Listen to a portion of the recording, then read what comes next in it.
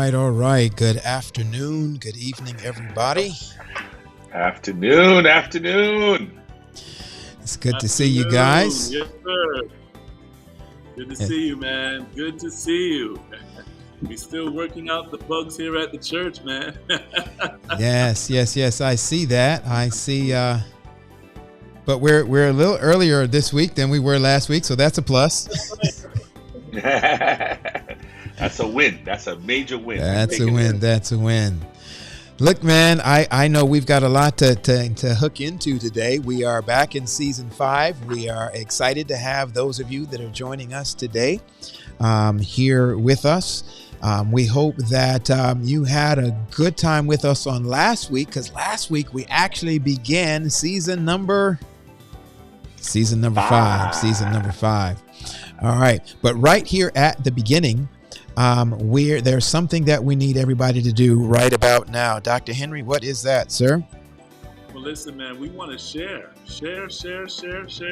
man. This is going to be an awesome program today. So you just want to continue to share this thing with all your friends. Just share. All right. And Pastor Wade, what else do we want folk to do today as far as what we've got going on here at the Pastors Roundtable? Hey, at Pastors Roundtable, we need you to like, subscribe, and share. So we talked about the sharing, but we need you to like and subscribe. If you're on YouTube, please subscribe. If you're on Facebook, please share. Please like. And today we are actually streaming directly to the South Central Conference YouTube and Facebook page. So we're just excited to finally begin to harness the power of technology for all of our platforms, all of our conferences that have had an impeccable impact on Pastors Roundtable. So we welcome the South Central Conference family again. Wow. And that's amazing, because we're also streaming today to the Southeastern website, but their Facebook page and YouTube channel. So we want to welcome all of you that are joining us via SEC TV. Thank you for joining us here at the Pastors Roundtable today. So we all we got left, Dr. Henry, is Florida Conference. Yeah, hey. We will be coming, man.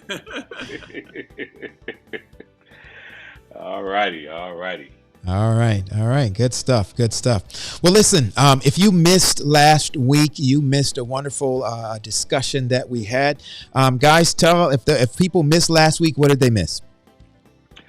Wow. We had a conversation on evangelism in the cities, particularly. And we got the big picture.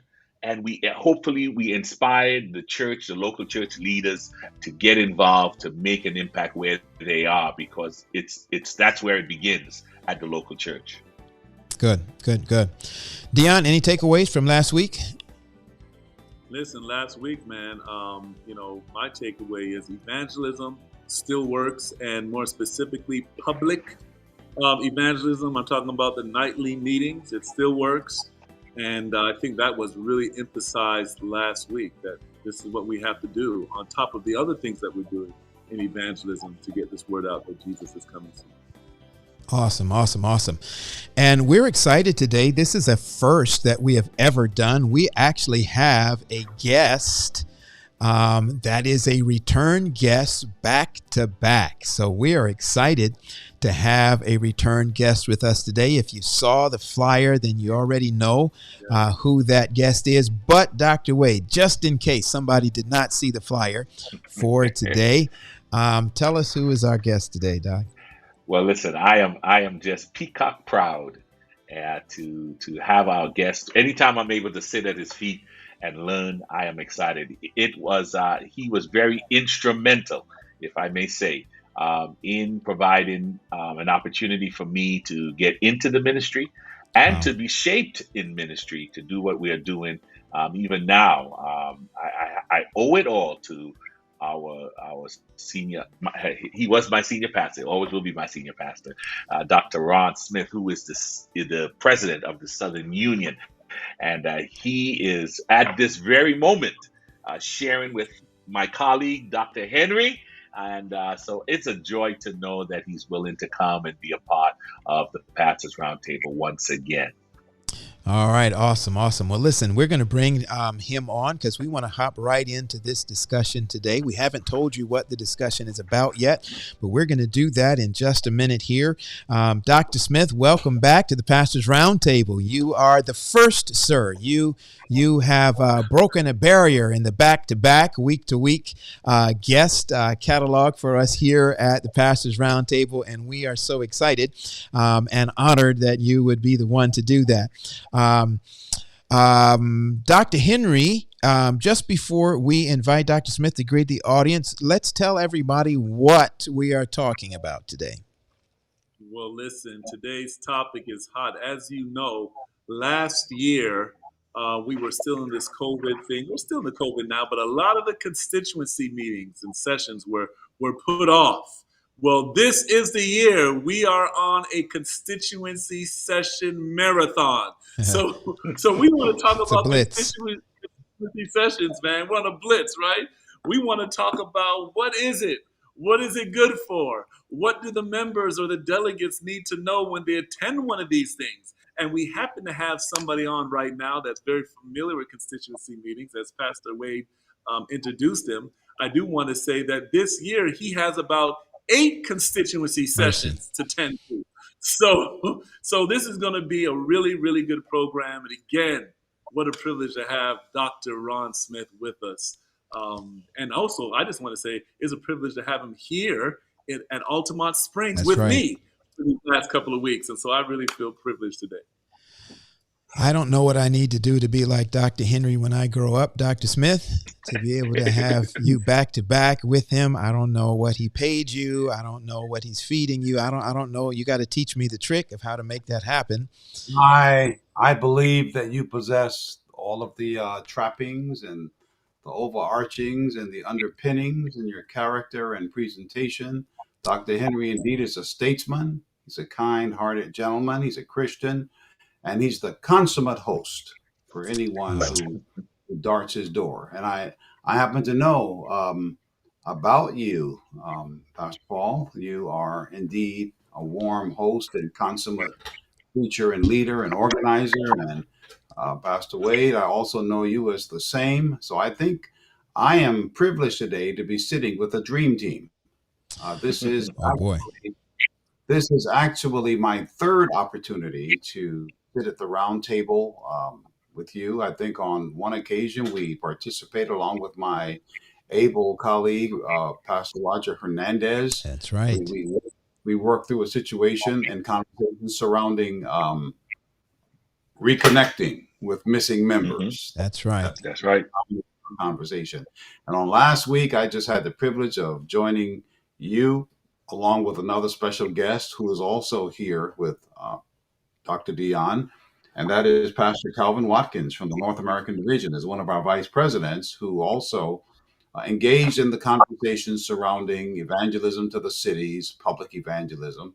And today, I'm very honored to participate in the direction that you all will facilitate as it relates to constituency meetings and the purpose of them and what needs to be known about them and how efficacious are they, if I understand the point correctly, and what is the church better off because of them? Can they be filed and addressed and made or customized to meet some of the needs and the expectations of constituents from place to place? I believe that's the nature of the conversation today, and I'm so very honored just to be a part of this initiative. By the way, I just want you to know I'm a fan of the round table. What you all are doing, I just believe it. So, I like your slogan, about its relevance and it being real and it being resourced. I mean, that's awesome. And that's kind of what we as preachers need. And you all are scratching where it itches as far as I'm concerned. I just pray that I know that you all are saying that this needs to be liked and affirmed and communicated in diverse places. But I believe that's going to be organic. That's going to happen anyway because of the quality of what you gentlemen have done and are doing with the round table. Congratulations on your 5th season, and thank you for letting me be a part today. Wow. Praise God. Awesome. Roger, he said this is his Yeah, third time. This is his third time. We need to get him a T-shirt, a that's mug, a cap, a pen, or something. He said, right. It's coming. It's coming. It's coming. yeah, It's coming. As he says, it's got to be organic. So we're making sure that the organicness of it is going to grow correctly and be done right. So we want to make sure that is coming in soon. So we praise God for absolutely. that. Listen, before we go too further too, Raj, we got to shout out some of our folk that we see. We didn't do that yet. I see Cassandra Hudson joining us. I think she's on the left coast out there in Hmm. California time. Good to That's see right. her. I see We have Jennifer Monique Francois, I think it's her name, joining us from London, from UK. London, UK. All right, all right. Yes. Good, good. Glad to have you, Stephanie Scott, our South Central friend there. Works Yes. in the, what's that, the not PR, HR. She's HR. She's our Yeah. HR superstar. I like to call her, and Okay. I have to give her a shout out. She's one of our number one fan. My mother, Shaki Patrick, and so Yes. she's on. She called me just before we started. She wanted to make sure she was there and on time. Make sure I sent her the link. So I had to make sure and do that before. So she made it on. So we're excited for her as she prepares. She's actually in Atlanta and preparing to head back to Trinidad. So Oh, wow. we'll be hearing Okay. some more of that very soon. All right. Listen, I see a text here, and we talked about Dr. Smith being with us on our third time. We got some very sad news over the past couple of weeks.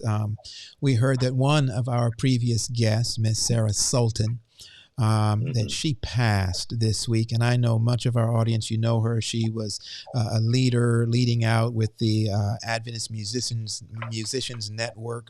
And we just want to let all of her friends and family know that on the behalf of the Pastors Roundtable, that we are lifting you up. We are praying for you. She Yes, was a wonderful, wonderful individual, and that we are lifting her and her family up as they walk through this part of the journey. yes, yes. We All right. also listen. I want Dr. Smith. You have a fan, Doreen Priscilla Brown. She wanted to let us know that she is so excited that you are here with us, and she's looking forward to hearing what you have to say on this particular topic. But she sends her greetings for you there through our chat. Yeah. Hey, and listen, I guess we need to make one more, this season that we're in when it comes to death and dying, it has touched all of our families in the PRT family again. Another one of our previous guests and personal friend to many of us here, Dr. Carlton Bird, lost his father a Hmm. couple of weeks ago, and that funeral is going to be on tomorrow. And we know most of our audience is very familiar with that family. And we just want that family to know as well that we are lifting them up as they walk through Yeah. this journey. All right, gentlemen, let's have a word of prayer and then let's hop in. Let's hop into our discussion today. Dr. Henry, would you give us a word, please, sir? All right, Dr. Wade, I'm sorry, Pastor Wade, Dr. Henry's. Let's pray. Father, again, thank you for your love, your mercy, and your grace. Thank you for this opportunity. Thank you for this space. Lead us and guide us in this conversation is my prayer in Jesus' name. Amen. Amen. Amen. All right. Here we go. So, Dr. Smith, when we talk about constituency sessions, could you just give us, just right off the top, just a kind of definition of what a constituency session is and how it impacts the various levels of the Seventh-day Adventist Church? There are probably some of our listeners who've never heard of a constituency session. They go to church on the weekends and they go home and that's it. So when they hear constituency session delegates, just give us an overview, if you would, of what a constituency session is designed to accomplish and how it impacts the various levels of church organization. Certainly. I do want to say when we think in terms of a constituency session, uh, think in terms of any organization in the world, any company. Um, there's what they call a membership. And when we have to come together to share data, to share reports, to make sure we refresh whatever leadership is in place, we call them membership meetings. For example, if it's a health system, we call it a membership meeting. If it's a university, we call it a membership meeting. Well, for all practical purposes, the members of the Seventh day Adventist Church at varied levels. And I probably, if you would just permit me, just to kind of give a little anatomy of how our church is configured without consuming too much time, I'd Okay. like to mention the fact that we are made up of different pieces. We're all the same, but there are segments of our organization that somewhat predispose how the church works. For example, when we think in terms of our local churches are absolutely necessary. We have some latitudes as local churches. We operate church schools. We operate and facilitate worship services, gymnasiums, community outreach, and all types of ministries and food pantries and that type of thing that we could do to sort of engage our members in the community. Then we think about the conference organization, which pretty much operates stuff that the local church cannot operate, such as campgrounds and retreat centers and academies and rotating pastors. Okay, a local church cannot rotate pastors around a conference territory. Coordinating evangelism in terms of a trajectory that we talked about last week within a conference, and then we have gatherings, large gatherings like camp meetings and trust services, and then we think in terms of the union.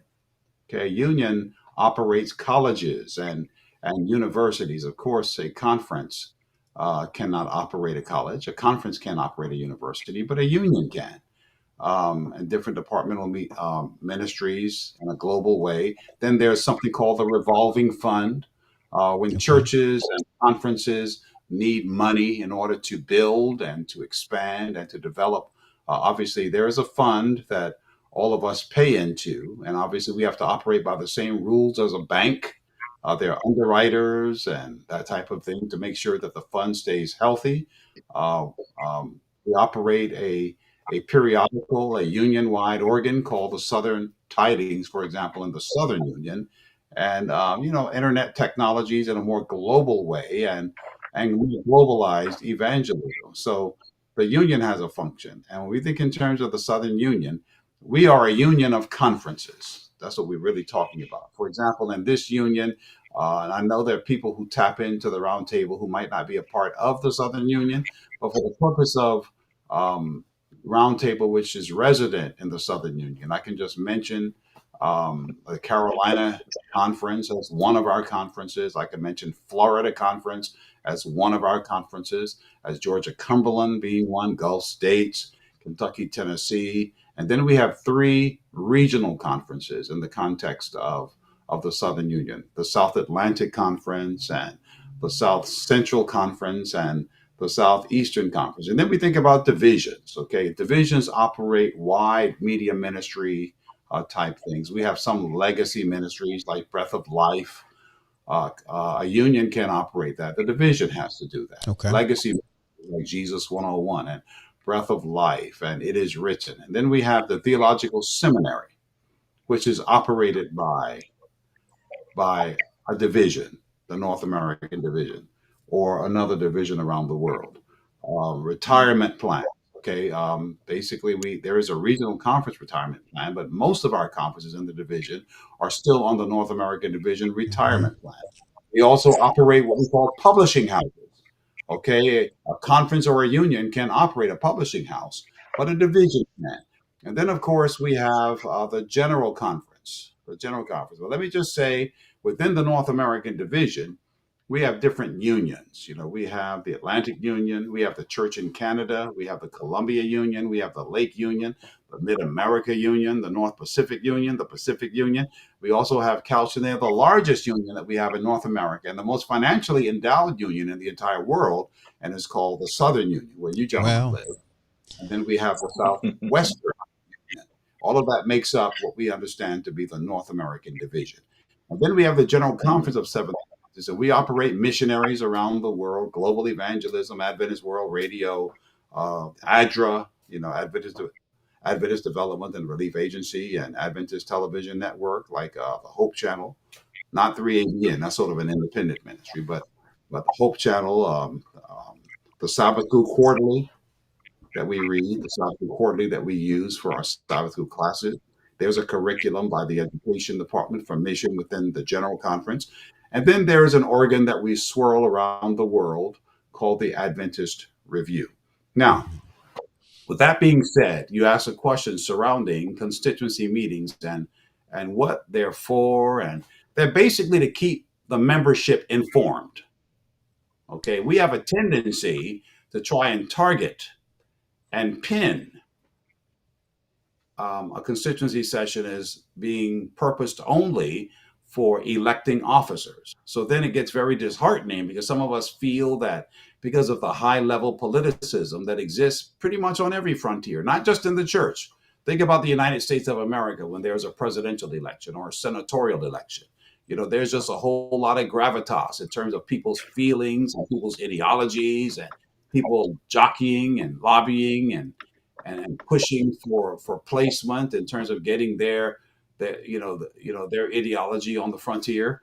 Well, it's no different in the church. But that's not all that a session does. There's only one piece of a session. Probably I consider the most significant segment of a session to be reports that basically speak to the progress of our mission as a Seventh-day Adventist church. And I think that's probably the highlight, what should be the highlight of a session. Somehow that it's not. Yeah. Now, it's not.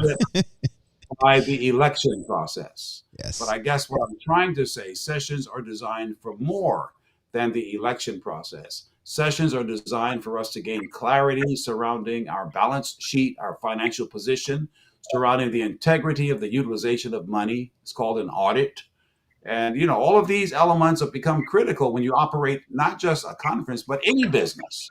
Mm-hmm. We have membership meetings. We have to show strategy opportunities. And then the other advantage of a constituency session is to showcase forward thinking. Okay, what is our strategy for getting to the next base? What is our plan to take this city, to take this country for Jesus, to take our jurisdiction for Jesus? What is our MO? How coordinated are we? How do we get the word around that we have a strategic plan for going forward? So I just want to say, I know that sessions have been dominated by the election process in terms of our anticipation. I mean, I come from a conference, it remains nameless except those who might know, like Wajua. I come from a conference where it's called a regional conference, and basically, I won't say what hemisphere the United States is found in, because I'll leave that to your active imaginations. But when we go to conference sessions, and we get there at 8 a.m. for devotion in the morning, and usually we have a fiery preacher. When Brad was alive, we can anticipate, him getting one of his strongest guns, and he'll stand up and he'll say, "And the dragon was wroth with the woman." Okay, and we get all fired up, and basically he exhorts us to be kind and don't put away our Uzis and our Scud missiles, or put those things away, and let's focus on what God is getting ready to do. That's usually around 8 o'clock. And then as I'm one of those peanut gallery guys, so I like sitting in the back and kind of observing some of the dynamics of the group and the crowd. And I'm noticing people are driving up and their trunks are laden down with potato salad and fried chicken and macaroni and cheese and collard greens, like they plan to stay for a very long time. I thought you were going to say that their trunks were laden down with Uzis and Scud missiles. Oh, man. Imagine those are maybe on the side, but those are more concealed. But I'm saying the coolers have all kinds of stuff in there. And then they got roti, passed away from Trinidad, and they got ginger beer, and they got all kinds of good stuff that basically we can just snack on and enjoy ourselves and refresh ourselves. And before you know it, we can look up and we find ourselves from 8 o'clock a.m., we're at midnight, and sometimes 1 a.m. in the morning before we get final words surrounding what elections have yielded.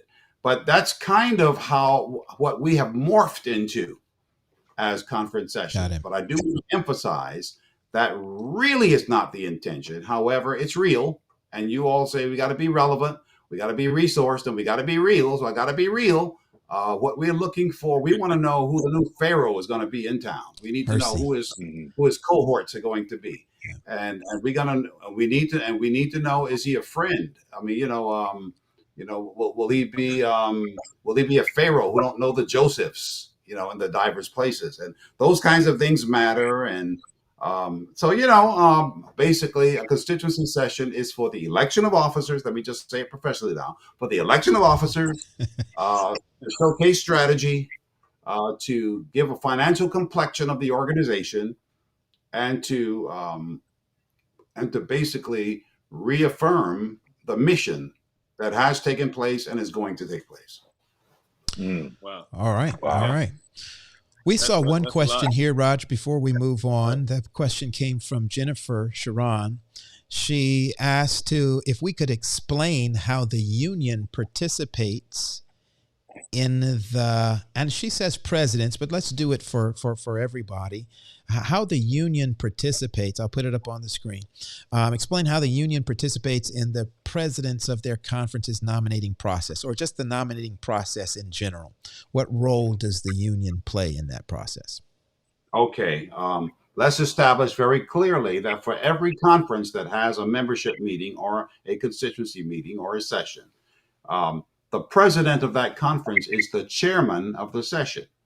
There is a segment of every conference session that the union president chairs and is in charge of. While the union president is in charge of, and he actually chairs the election process of the conference. That basically is designed to make sure that integrity will reign, that we won't have fingers and hands within the organization determining what the outcome should be. I think the objective here is to have objective facilitation to Got make it. sure that it's pure and there is no contamination. And that's not just with local conferences, that's with the union. For example, my election will be coming up in September. And I won't be chairing, I will chair my session. But when it comes to the election process, now I'll be chairing the sharing of all reports. I'll be chairing the financial dissemination and showing our balance sheet and EBITDA margins and how we have fared on a financial frontier and how much depth we have, how much financial growth we've had, and how many souls we've baptized, and that all those types of things I will facilitate in the chairmanship. But then the next higher organization is what we call the division. In our case, the North American division. And the North American division president will chair my election process. I have nothing to do with that. Okay. There could be no foul play, or there should be no foul play. There should be no foul play on the part of the president of the organization. However, and the goal is to make sure that the balloting process is supervised by the next higher organization. In the case of a conference, the balloting process would be supervised by the union. The election process will be supervised by the union and facilitated and chaired by the union, and specifically per bylaws. And every conference has different bylaws, but most bylaws pretty much declare that a session election process is chaired by the union president or his designee. Okay, for example, if for some reason I felt it would not be wise for me to chair, I could designate one of my officers or someone within the union to care for the session, which I usually do not do because of the gravity of a session. I make sure that I drop everything and make myself available to be the facilitator, to be the chair, to be the enforcer under God, the enforcer. And I want to emphasize that very clearly because I noticed that in every conference, because people have interests in their own organization doing well, they will sometimes come with bulldozers and trucks and trains to try to run over the process to make sure that no one dictates what happens in their conference. But the way our church is configured, the way we operate as a global church, the next higher organization is responsible for facilitating the election process. Wow. All right. That's a lot. And it's good to know that there's a system in place so that fairness can be ensured. So how about now the members of local congregations? They are elected to be delegates. How do they participate in this constituency session? Can their Right. voices really be heard? Uh, In the session. Certainly. The design is to make sure that from the furthest extension of our organization, the voice of every human being gets heard. Now, maybe not individually, because every constituent, every member of a conference cannot be a delegate. But in a representative arrangement of things, we are very confident and hopeful that if fairness reigns at every level of the church, like the local church, where the delegates are actually chosen based on a formula that has been extended by the organization. For example, every set of bylaws pretty much relates to a constituency of a certain size. Mhm. And basically that constituency and its bylaws will pretty much prescribe how many delegates they will have. And this is voted upon by the executive committee of the conference. So this part has nothing to do with an outsider. This is all intrinsic. This happens within. And it's all designed to make sure that everybody's voice gets heard. So sometimes more volume in terms of members yields more delegates. Fewer members yield lesser delegates. So if there's a large church, a larger church will have more delegates than a smaller church.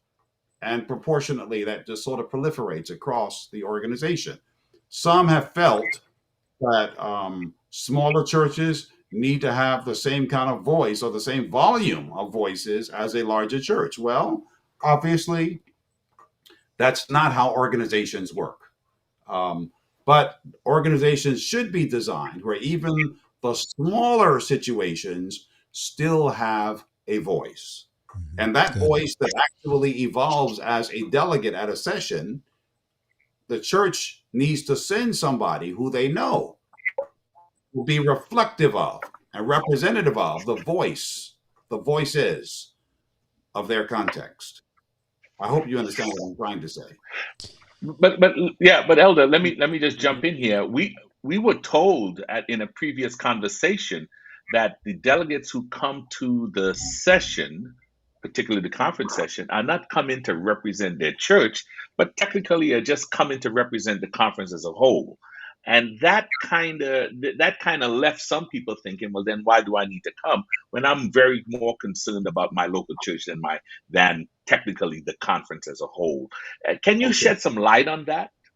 I will attempt to, Roger. I think that has gotten said in many circles, that you're not a senator going to Congress that lands on the right side or the left side of the aisle. You come representing the country, or you come representing the conference, and the goings on and the onward and upward of the conference. The reality is, we hope that is the case, but we also hope married to that will be the awareness that we can relate to the overall direction of the conference this way from this area, if you understand what I'm saying. So there is an amalgamation between the global good of the conference, but also how does my local area from whence I hail, fit into the overall good of the conference. Okay. My engagement needs to be reflective of where I'm from. In other words, ministry may operate a little differently in Nashville than it may in Mississippi. So if I'm from Mississippi, how does the overall conference strategy get operationalized through Mississippi through Huntsville's, Mississippi's hands and legs and hands and feet? It's a different kind of situation. When I come as a delegate from Mississippi, I need to be cognizant of the overall strategic plan of the conference, but it needs to be married to the context from whence I hail, so that the overall strategy of the conference can be operationalized or customized to fit where I live as well. Now, maybe it didn't get said right. in terms of someone saying, "Oh, you're not a senator, you don't represent your area." Well, your very being, the place you're from, pretty much states that that area must resonate with the overall plan. Well, as it pertains to the membership involvement in session, which I think was Dr. Henry's question, I'm Yeah. thinking about some of the other stated reasons for the session. So, becoming aware of, familiar with the strategic plan of the conference, understanding the fiscal state of the conference. Um, this is the all of the other goals and the reporting that happens.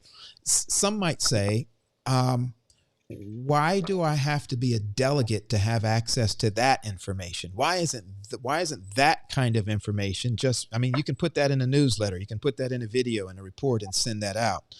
Um, why is it that only delegates then, and certain portions of the conference, are the only ones who get to come and get that information? Um, because I think some would say that we're spending all the money for that, when again, you could put that in a video, you could put that in a newsletter, and we could get all of that information. It seems like the real participation of the delegates is to come and to do the voting part. Or is there some sort of a voting that happens on the reporting or the fiscal operations or some of those? Now, some of the other things that I know that we do at sessions is we welcome new companies or new churches into the conference, and there are some votes on that. Could you speak to that at any level? Yes, I can. And I hope I can speak intelligently, or at least scratch where it itches, because you've covered a lot of geography in your question. But I certainly want to say a lot of what you're asking being operationalized in a responsible way. And I think the burden of your question is, how can every member, every constituent be a beneficiary of what goes on at a session, even if they're not able to attend? A lot of that is contingent upon the quality and the consciousness and the awareness of the chief executive officer or the president. What kind of system does he put in place? Many conferences, I have 8 conferences in my union, for example, and I have 3 universities, and I have a health system with 50 hospitals in it. So it's kind of a large responsibility I have, and a whole lot of opportunity for observation of leadership style. Some presidents are very strong in the area of what we call organizational communication. They know how to create an atmosphere where data gets proliferated. For example, I had the privilege of chairing a nominating committee. Dr. Dion allowed me to escape. He told me to preach Saturday night.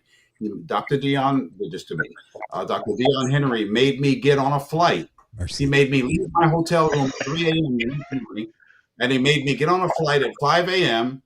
and fly all the way to Georgia and then drive 2 hours to my location to be there by 9 o'clock to chair a nominating process. And then he told me, you better get back in time. Get on a flight and get back in time. Dion, you've been exposed, my friend. You have been exposed. I was punch drunk and I was brain dead, but I managed to do it. But with all of that, Dr. Paul, what I was able to do on Monday morning was to get on my computer and to draft a document surrounding the recommendations of the nominating committee, not just to delegates, but to the constituents. I wanted them to know what happened there. And I'm saying that's just my stylistic approach to leadership.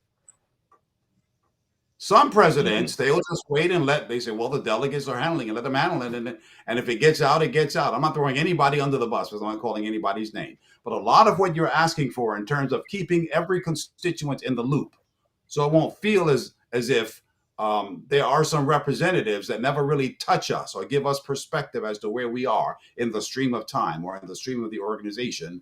I'm very high, personally, on organizational communication. I want to make sure that at every turn, a memo goes out, a video goes out, some type of blast goes out through technology to sort of alert men and women who are constituents of an organization. This is where we're going. This is how it looked. This is what happened. I don't talk about the nature of the discussion, but I can deal with outcomes. Okay, if things get voted, we can say these are the recommendations and yada yada. Now, some feel that for me to do that prematurely can start a forest fire, because there's too much opportunity for grass to grow before the ultimate constituency meeting takes place. You see there? That's why I say it differs from bylaws to bylaws, because some conferences, let's take Southeastern Conference, for example. Southeastern Conference, their bylaws are written in such a way where the nominating committee and the session and the organizing committee, all of those things take place within a 24-hour period. Oh, can we talk about that? It starts on Saturday night. It starts on. So there's very little time to keep constituents in the loop. Yeah. Delegates are in the loop, but constituents are not in the loop because of the pressure cooker arrangement of the order of things. Yeah. So basically, I could get my just out. If I can get my little memo out to kind of keep folk in the loop and to let folk know, with the Southern Union session, I like to send out, for example, I want to send out a preview to constituents. I may not send them the agenda, but I certainly will send out something that we all can take a look at, because this is where I'm hoping the union will go. These items will be on the floor and on the table for discussion, and yada, yada, yada. I'll do that with the constituents, not just the delegates, because I want everyone to feel involved in the process. So since you brought that up, just to follow up to that, and I know all of us have this right now. Hold on, I got a question. Okay, go. Question. If the members of the conference wanted to change, I'm not in, the Southeastern Conference or conferences that have everything in a 24 hour period. But suppose the members wanted to change that. Suppose the people said, we're tired of meeting on a Saturday night and having the nominating committee, elected on the Saturday night and then meeting Sunday morning. If they wanted to, how do they go about doing it? That happens through the bylaws. And my recommendation will be one of the standing committees that gets elected at every session is what we call a Constitution and Bylaws Committee. Now, that committee is a standing committee. That committee does its work during the course of a session. And what it does, it massages and restructures and it hones the already existing bylaws, modifies them to accommodate what would be in the best interest of the conference. The place where we would grab this, Dr. Dion, is if someone were to just write a note to the chairman of the Constitution and Bylaws Committee. And within regional conferences, for example, usually is the executive secretary of the conference. That person usually is the chair of the Constitution and Bylaws Committee. And it's at that place where the recommendation is put forth in the bylaws as to the interval of the time, whether it's going to be 4 years or 5 years, whether it's going to be a quadrennium or a quinquennium. Also, another thing that can get looked at is how the actual election process will work. Are we going to do it in 24 hours, or will it have to be at least 30 days apart? I mean, something like that, or 2 weeks apart. You know what I mean? But that part gets addressed by the Constitution and Bylaws Committee. How does a member activate that? Simply by submitting an agenda item for consideration. They can do it through their pastor. They can do it directly. A good Constitution and Bylaws chairperson would allow them, if need be, to personally visit the next scheduled Constitution and Bylaws Committee meeting and to make their concern plain, put it in writing, or be there audibly to articulate it. But the place where it gets processed for recommendation purposes to the constituency session, and that's where the bylaws actually get voted at a constituency session. Okay, to make sure that the right stuff gets on the docket for consideration, it filters through the standing committee that is called a Constitution and Bylaws Committee. Again, members can activate that process by submitting a request to the chairperson of the Constitution and Bylaws Committee. And the item will be on the agenda for the Constitution and Bylaws Committee when it meets. Okay, let's continue to slow walk that then, just to so that member or pastor or whoever writes that letter to the chairman of that standing committee, Constitution and Bylaws Committee. Constitution and Bylaws Committee chairperson gets the letter, and what if they decide that they do not put that on the agenda for the next Constitution? Well, let's consider two scenarios. Number one is that it just never gets on that agenda. Number two, it gets on the agenda. What happens next? Talk us through. So it gets to the Constitution and Bylaws Committee. Then what happens there from that point to the point where somebody can take action on it? You have two questions in one. What happens if they get the information or the letter is clear and they choose not to put it on the agenda? Okay, not knowing which conference I'm talking about, I'm absolutely impervious to any conference. So I'm talking. Yeah, I'm not. I'm not talking about any particular conference either. That's just if they don't put it on the agenda, that would be a miscarriage of justice. Okay, that would be wrong. That would not be right. So the chairperson does not have discretion as to what agenda items they provide for the Constitution and Bylaws Committee? They have discretion in consultation with the person who submits it, but something of that magnitude probably has to get worked through a bylaws committee, and that's the purpose of a committee, so that I, as a chairperson, would not, if it's within the parameters of doability, it's something that can be discussed. So it's really the prerogative of the committee. It's not the prerogative of the chairman exclusively to divest himself from the committee's judgment. The committee may decide this is something we want to deal with. Okay. Wow. Okay. So basically, what I'm hearing then is that the local member who sits in the pew, has some responsibility in doing some work or some pre-work to get things acknowledged even by the Constitution Bylaws Committee, because that committee is not a secret committee, because that is broadly known throughout the conferences that these are the members of the Constitution Bylaws Committee. Is that correct? That's correct. That's correct. I think most of our members have probably never even heard of a Constitution and Bylaws Committee. I would imagine that they. Well, one of the challenges, Dr. Paul, is members, and I don't want to beat up members because I'm a member. We have a tendency as members sometimes to procrastinate and to feel that the system is broken. And we become apathetic, and we just basically give up.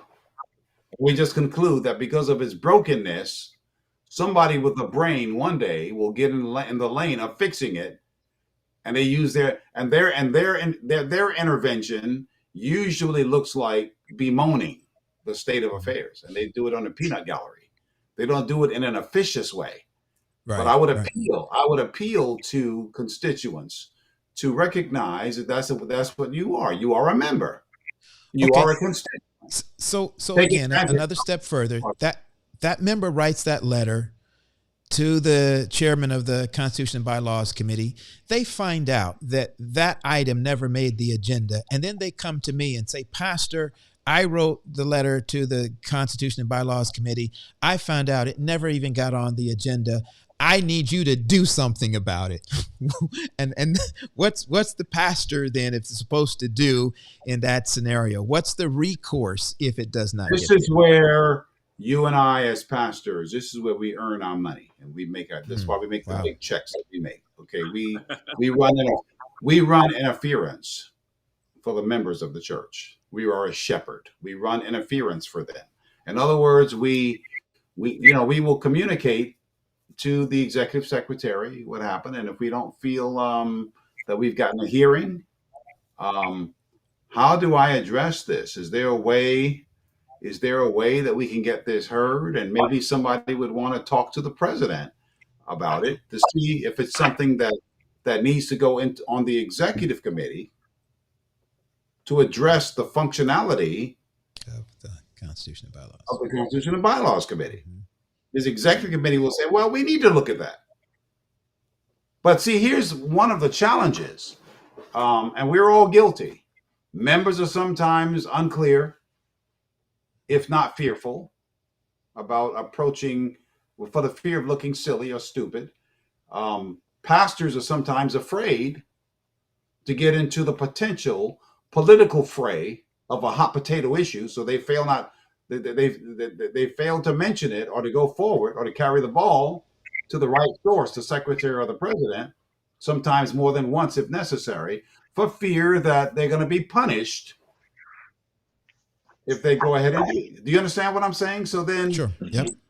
we've got this we've got this reverberating cycle that kind of feeds into the fear and the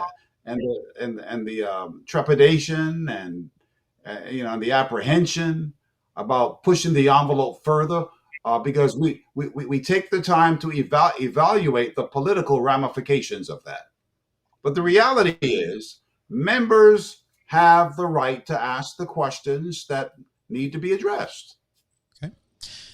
Dr. Tony Taylor, Pastor Tony Taylor is asking, can members of the bylaws committee suggest or recommend an agenda item to the chairman? Absolutely. Absolutely. And in some cases, that's how a lot of information filters to the right process. Sometimes when we are not, one of the reasons for publishing the members of the executive committee is so we'll know who they are.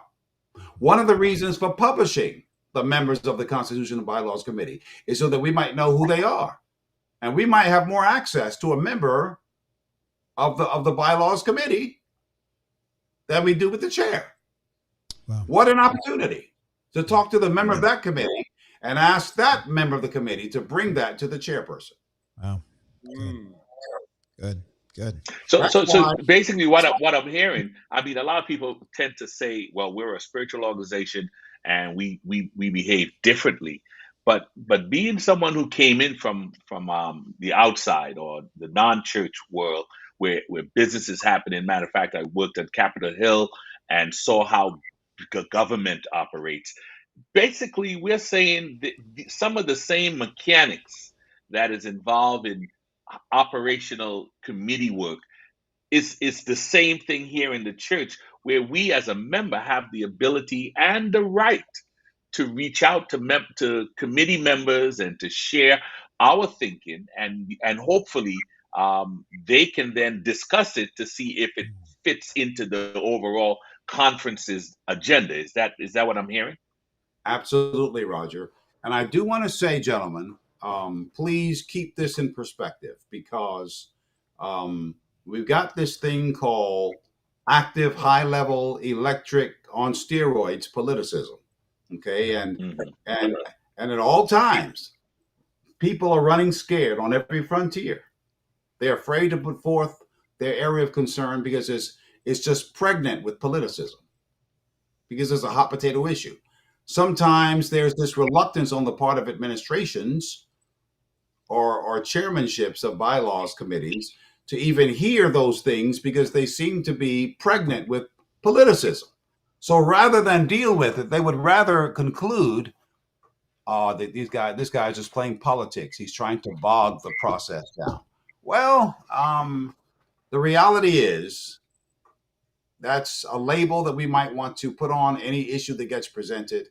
But I have a responsibility as a churchman, as an officer, to make sure that when items come to me, I will put them before my committee. Sometime there have been a couple of ridiculous items, as far as I'm concerned, that were brought forth to me as the chairman of the Southern Union Executive Committee.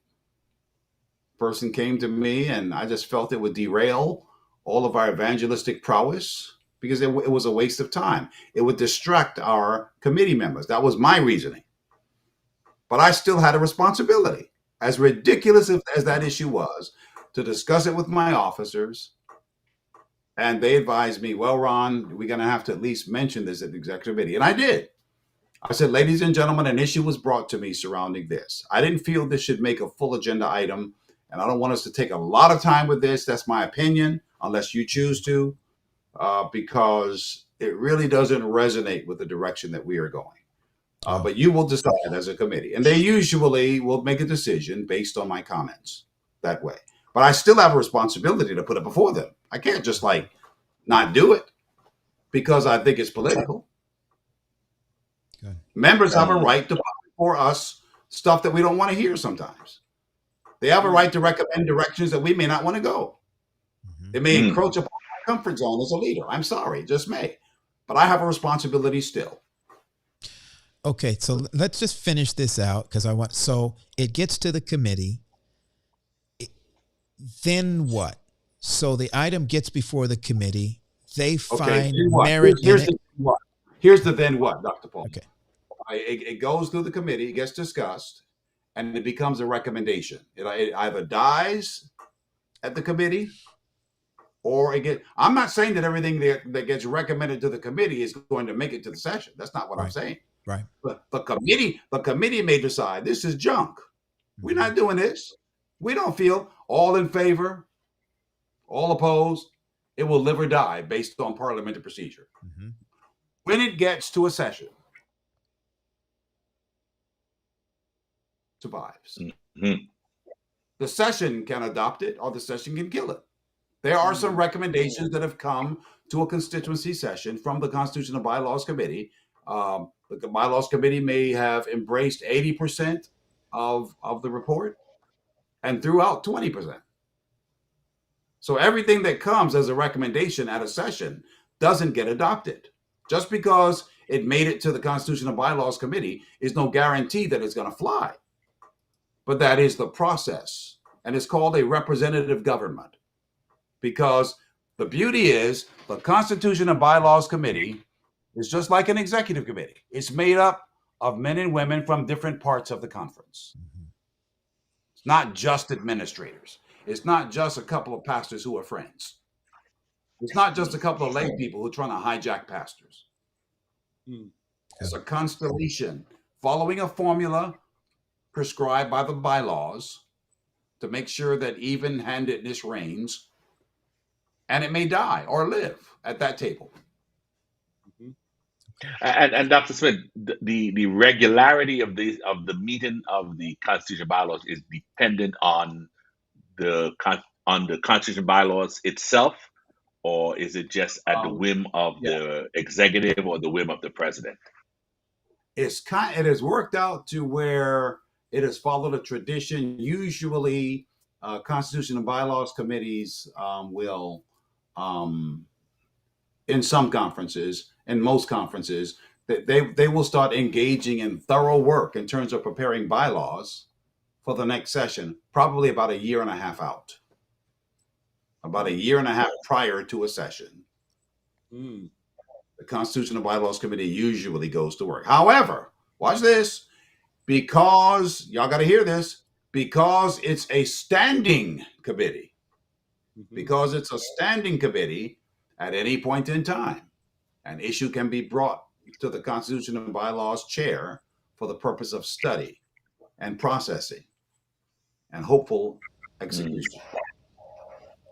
But it cannot affect the goings on within the conference at the time.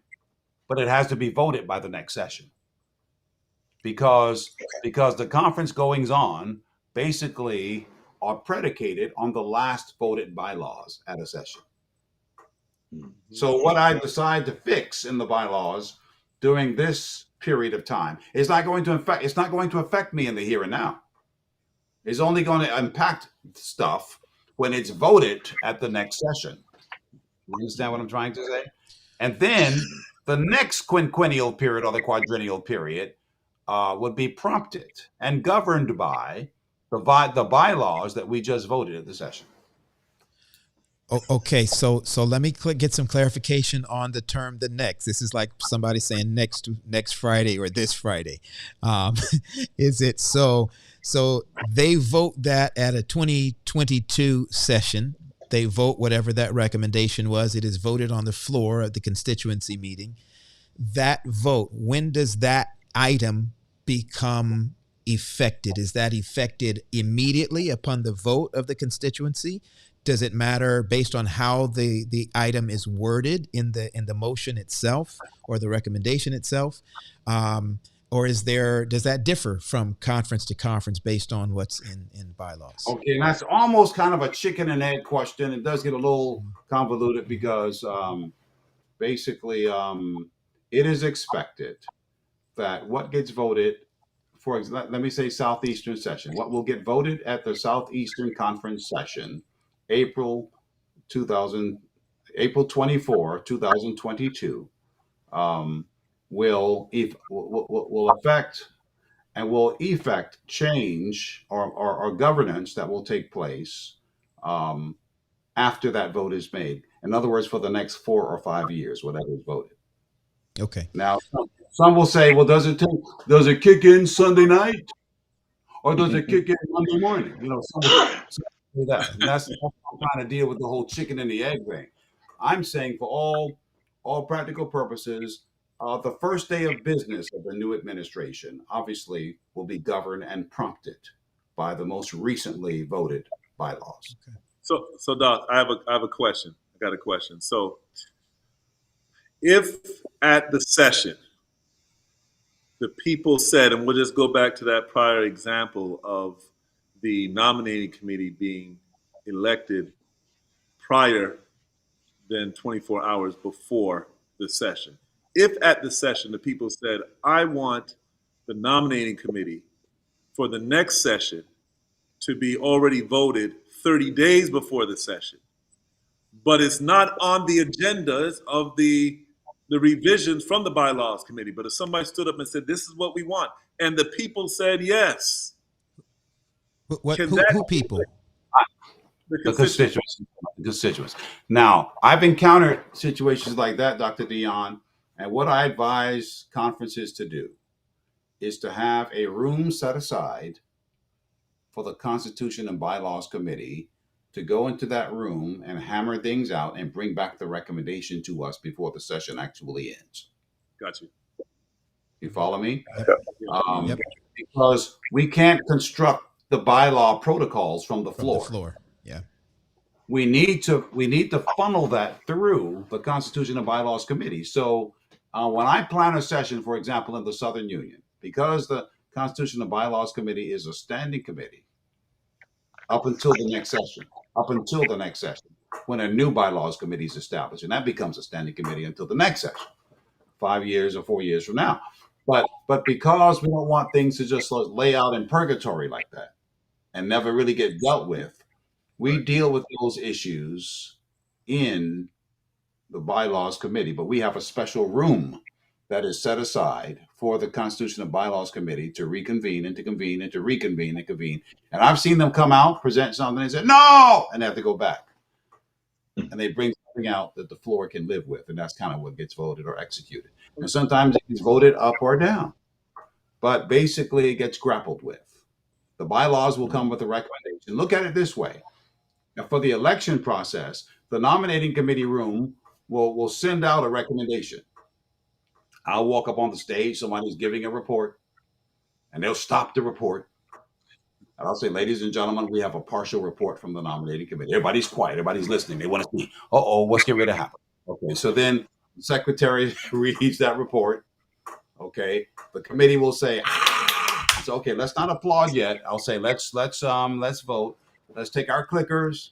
Let's take our ballots. Let's take our signs, whatever our protocol is that we decided on, right? And then it gets voted. Okay, we are voting on that segment of the report. We don't necessarily we don't discuss people's names on the floor, nothing like that. But watch this. This is the point I'm trying to make.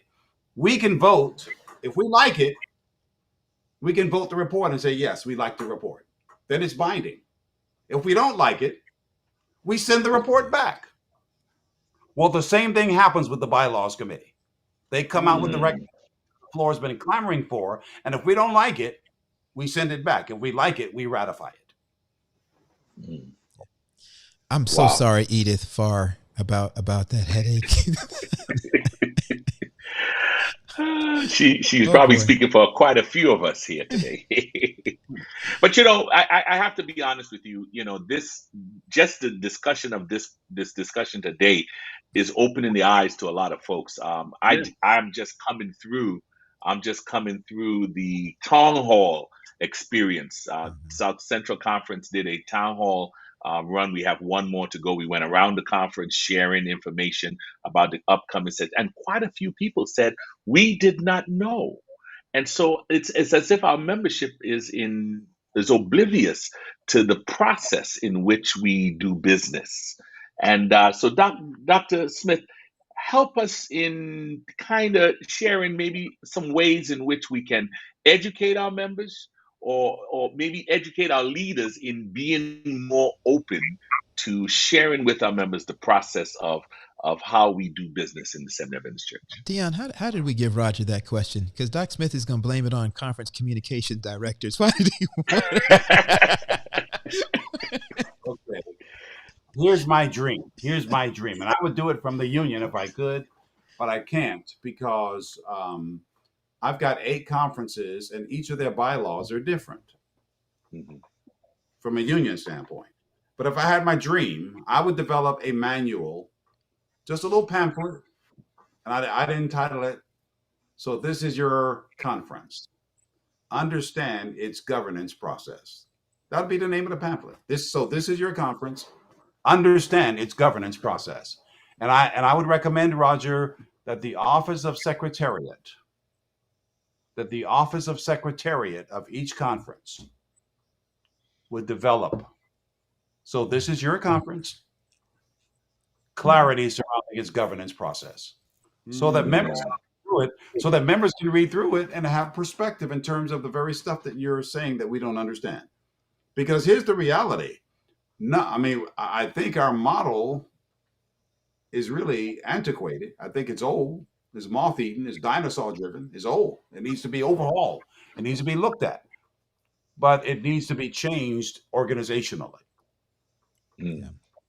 You see what I'm saying? So it's not the process I'm trying to say is not a new process. So by now, certainly church officials ought to know it. I know it like the back of my hand. That's why I have to keep my mouth shut sometimes to stop talking so much, because I got so much in my head that's swirling each time you ask a question. But the average member, we're always baptizing. I'm thinking about the 130 people that I baptized in Connecticut, or the 100 people that I baptized in Atlanta, or the 100 and some people I baptized in Florida. These people know nothing about a governance process. They know nothing about that. And that's what you're talking about, Roger. There are a whole lot of members who just have no clue. They don't know. And I think it would be nice to have some type of cheap little pamphlet. I shouldn't call it a cheap pamphlet, but a little pamphlet just to kind of look at and see. This is your conference. Yeah. This is how the governance process works. And just put those details in there. And it's not hard to do. It's something that I think if we, and I might recommend that. I believe Jim Davidson has been working on that with some of our conference secretaries. And that will make it a little easier for the average member to understand whether they're chosen as a delegate or not. Yeah, I'd like to speak right quick to some of the, we're sensing in some of the comments that we're seeing in the chat right now. Somebody said, "This is why we hate, y'all made us hate constituency sessions and have a headache, et cetera, et cetera." But I think it is key, because what we as pastors often hear is we feel the frustrations of members when they want to come to us and complain about the systems within the church, the policies, the structures, and we do it too as pastors, right? We'll get the water cooler and we'll fuss and we'll complain and we'll say, "When you want to do this," and we want to go have a meeting with the president. We want to go and talk to the youth director, talk to the campground superintendent, and we want to have these meetings and write these letters and do these letter campaigns and sign all this stuff. But I think in the reality, what we're finding is that a lot of this stuff is governed by the Constitution and bylaws. And so you can talk to your blue in the face, to the president, to the secretary, to the whoever else it is, you can talk. But if it's codified inside of your conference's Constitution and bylaws, there will be zero change until it is voted through the Constitution and bylaws on the floor of a constituency meeting. And so that's why I think this conversation that we've just had, while it may be boring and headachy and all that kind of stuff, if you want change, if we want to move things from where they are to where we want them to be, if it is already codified inside of a constitution and bylaws, it will not change until that constitution and bylaws is changed. If it does not exist and you want it to exist, then get it to the Constitution and Bylaws Committee and get it codified into the process. And I think that's, yeah. Understand the process. Understand the process. And I think that's what a good pamphlet can do to help. I think that's one of the takeaways that I need to work on with our executive secretary of the union, to implore our executive secretaries or administrations of each conference to put that out. Understand the process, and then recognize that the process does work. It does work. Well, I know we only have about 4 minutes left. I got to be protective of Dr. Smith's time. Yes, yes, sir. Because you have me in bondage, Dr. Dion. You look all calm and neat and serene, but no one knows the trouble that you put me through, sir. Thank you.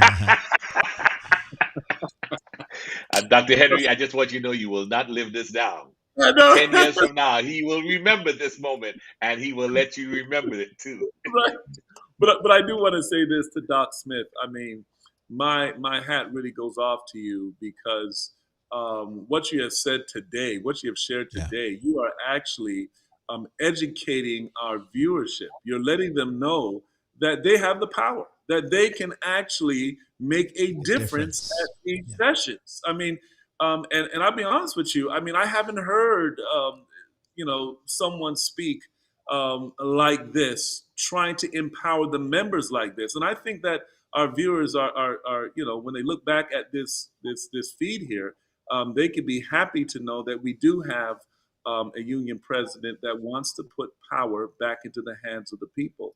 And then also, I would like to say, evangelism. We talk about the constituency session and we talk about all these things, but at the heartbeat of what you do and of what you try to push to our conferences, our pastors, is public evangelism. It is, let's get out there and win souls for Christ. So I definitely want to thank you so much for coming on. And if you want me to just start a forest fire on my way out, I just saw a comment across the screen that says, don't worry about changing the process. So don't worry, don't waste your time explaining the process, just change it.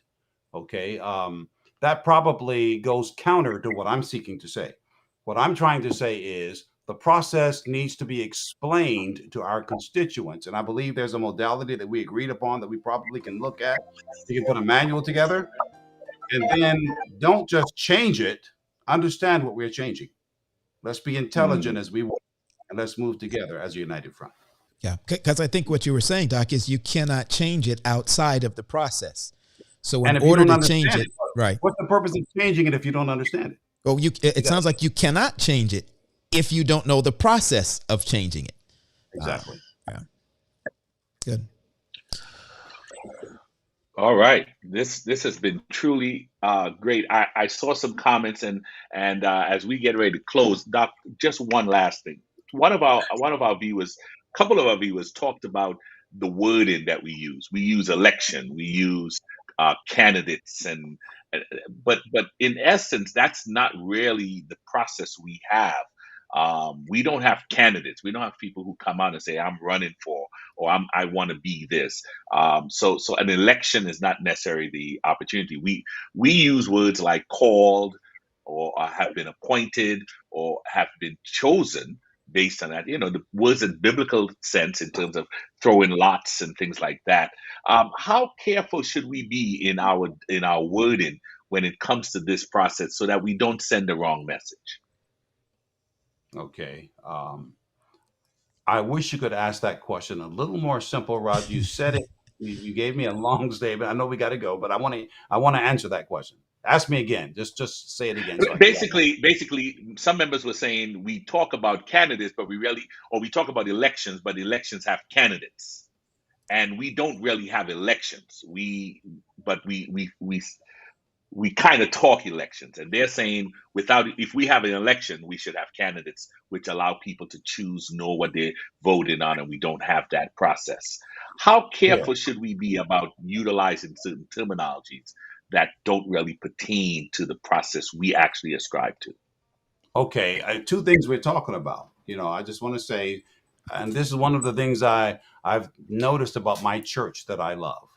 Uh, this is just the way we are. I don't know why we're that way, but this is the way we are. When we find out someone wants a position and they would die for it, we study the science to make sure they don't get it. I don't know whether we're just trying to keep them humble. I don't know. I don't know what it is. But I think it becomes critical for us to understand how the process works. And this is where I want our secretaries to be helpful. I'm going to do the best I can. That's my takeaway from this roundtable. I'm going to get our secretaries together, and we're going to have to put together per bylaw, conference by conference. We can't do a universal one because bylaws differ from conference to conference. But I will say that we might have a template from the union that our conferences can spin off of so that our constituents can understand the process. As it relates to the people that are tied to the election process, we may want to kind of downplay some of that and just kind of let the nominating committee do that rather than make that the dominant feature of who. But I probably would ask us as a constituency to consider thinking more about what. In other words, let's look at what is good for the organization. What are we hoping for? Yeah. And then let the nominating committee process the battery of names. That's their job. They have to nominate real people and offer them as recommendations to a constituency. So, Raj, I may not have answered it right, but I think we need to kind of put the emphasis on what and let the nominating committee deal with the who. That may sound very unpopular, but it kind of gets really a major traffic jam and a distraction if we do otherwise. I know our time is up, but Doc, that is the point that I think is a major source of frustration for a huge segment of our constituency, particularly people who are asked to come as delegates. It has been my experience that whenever it's conference session time and you go around the local church asking, nominating people to be delegates, there's a whole swath of people who seem to be intelligent, know conference names, know people, etc., who, and it's my experience, decline. They don't want to go to conference session because they feel like, at least how it's done in the places where I've been, they feel like the whole process is a farce. They're saying, if I am going to voice my opinion on who should be in these offices and take over leadership, we're not given, and I think this is what the gentleman, Brother Santillo, was mentioning in the chat. If they don't know the qualifications, the history, they don't get a resume, they don't know who these people are. And so they feel like when the nominating committee goes back and they bring out not a slate of names for them to choose, they bring out one name and they vote and they're like, I don't know who that person is. But they also know that there's been some background wrestling on who actually gets in those rooms in the nominating committee, and it feels like it's rigged. And I'm not saying that it is. I'm just saying that that's often the feeling that comes out, and people say, forget it. They're going to do what they want to do.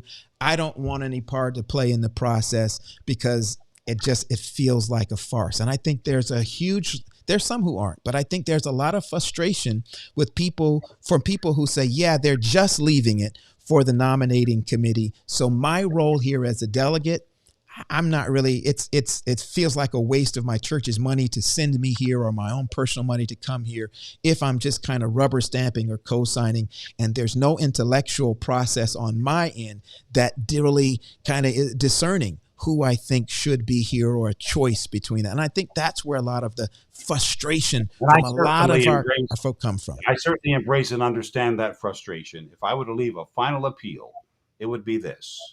Yes, there are some people who are they're a little apprehensive about the integrity of our process. I get that. But then there are a whole lot of people who participate in the process. So, I mean, for example, there are some conferences, they have too many delegates. And just the idea of trying to scale it back to make fewer delegates because it would be a more reasonably priced session and that type of thing, they don't want to hear of it. They want to keep the delegate count high because they want adequate representation with as many voices as possible. So just as there are those who are somewhat apprehensive about going, there are many who are gun-ho about going. So I would suggest at this point in time, that's just a human phenomenon. Um, let's like I want to pray and I want to appeal to you to ask God to enable us to trust the process and by His power for the process to work. Wow.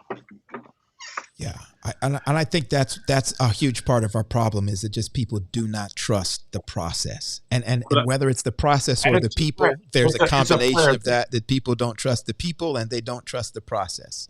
Yes, it's a prayer thing, and my prayer request is that God would enable us, since this is His church and it's not my church. God, please enable me to trust the process that we have, or unless there's a better one, help us to trust we have.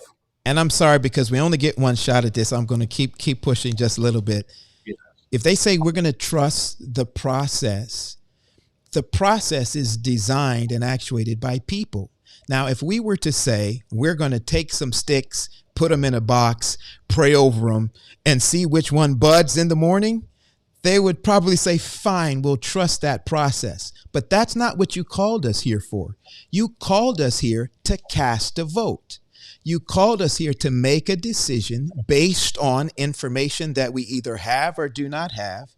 And we're casting a vote based on data. And if we don't have data, if we don't have information, if we don't know who these people are, then we neither trust and that's what the process is. We don't trust it. And because they know some of the stuff that we know. As your guest, finally, let me just put my little final imprimatur as your guest. The process that I'm referencing is the process that is prescribed by our World Church, by our North American Division Church, by our Union Church, by our Conference Church, and by our constellation of churches. That's the agreed upon process that's in our red book, that's in our church manual.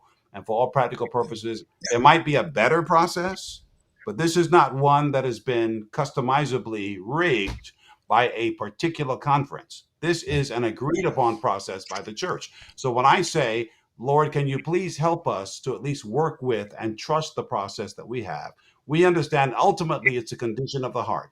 I want to trust God to use the process that He's given us, that we've agreed upon as a church, to do the best we can. Well, I think to even help even that out even some more, I think, and which a part that we did not get to, is that this denominational process that you referred to allows for different processes and different modalities of sessions to take place. And I think that we would have, if we had time, we would have loved for you to share, because you've gone from session to session, conference to conference, and you've seen there are some different ways in which these things go out. So it's not just one standard process that is fundamentally it is. Fundamentally, it is a standard process. There are variations per bylaws. For example, when you have your nominating committee, when you don't. But the point is, there is a template that we pivot off of from conference to conference. They all virtually look alike, but there are some peculiarities that are sort of germane to the local jurisdictions that are being cared for at the time. And I'm suggesting to you that whatever the process is that our church has agreed upon, let's just work that process and trust it by God's grace. And because there's nothing else we can do other than trust God to use God's church. I believe it includes the processes. God's church, as weak and feeble as it might appear to be, it is still the supreme object of His regard. God cares about the process. He cares about His church. And I want to trust Him to help work our process to get the best outcome. Right. I gotta jump in here and say also, it's not just trusting the process. I think we have to get involved in the process as a church. And we should not wait till a year before session to say, hey, what's going on? We need to start now, looking ahead, looking for our grandchildren, looking for our great-grands, getting an opportunity to begin to get in there, because this is God's church, but it's our church. Yes. And we can't be waiting to the last minute and then get frustrated because we didn't really do our homework. And that's my last word on it. And our time is gone. Dr. Smith, thank you so much. Raj, I want to say this. Yes. I want to say this, Raj. So I think that we should understand the current process, right? Let's understand the current process. Let's understand how things go. And then if changes, which I think that there's some changes that we can make to the process, let's try to make those changes. I disagree with just throwing away what we have and just, no, let's understand what we have. Let's understand it. And then let's try to change it so that it can be better if there's some ideas to make it better. So, and the last thing I would say, with our church, there's a lot of things we could say about our church. Our church is missing this, our church is, missing that. And I get it. We need to look at the structure, the organization, and see, what makes sense. What we have now, does it make sense? Right now, did it just make sense yesterday? Do we need to change that? We need to look at all of that. But let's understand it. And then now we can suggest change. There's a process that Dr. Smith is getting ready to go and share with some people about, the process of how you get saved, how you get the blood of the Lamb poured over you, washed in the fountain. And Doc, we are so grateful that you took the time out to spend with us. Before you do that, we are grateful for how God is using you there in Altamont Springs these past few weeks. And we want to pray over you before we let you go, that God will just use you in helping people to understand and love and fall in love with the process of how salvation works. And so to Pastor Henry, we were getting you to pray earlier. We know that he is your guest, so we're going to ask you if you would just pray, and we're going to invite our audience to join us in this prayer over Dr. Smith as he stands in the Word tonight. And how much longer do you guys have? Is this the last weekend, or you have more? Oh no, we're going until the date of the weekend of the Southeastern session. Okay. All right. Well, we just want to invite our audience to join with us as we cover Dr. Smith with this prayer. Dr. Henry. Right. Let's pray. Father, Lord, what a good conversation about our church, about constituency sessions. And Father, I ask God that you would just continue to lead us so that we might be able to make this process even more effective as we go forward. And then, Lord, Dr. Ron Smith, God, you have blessed him. Lord, we appreciate his commitment to public evangelism. Yes. And I ask, God, that you will continue to empower him daily so that he can continue to do the work that you called him to do, especially right here at Altamont Springs for this season. Forgive us for all of our sins, God, and thank you again for being a God that's still in control of your church. In Jesus' name, amen. Amen. Amen. Amen. Amen. Amen. Again, thank you to our viewers who were sharing. Please make sure you support Pastors Roundtable. Go to the support page on our website, prt.live. We are just so excited that you were here with us, Dr. Smith, and to our viewers for joining us, where we here at Pastors Roundtable strive to make ministry relevant, resourced, and real. God bless. Take care, everybody.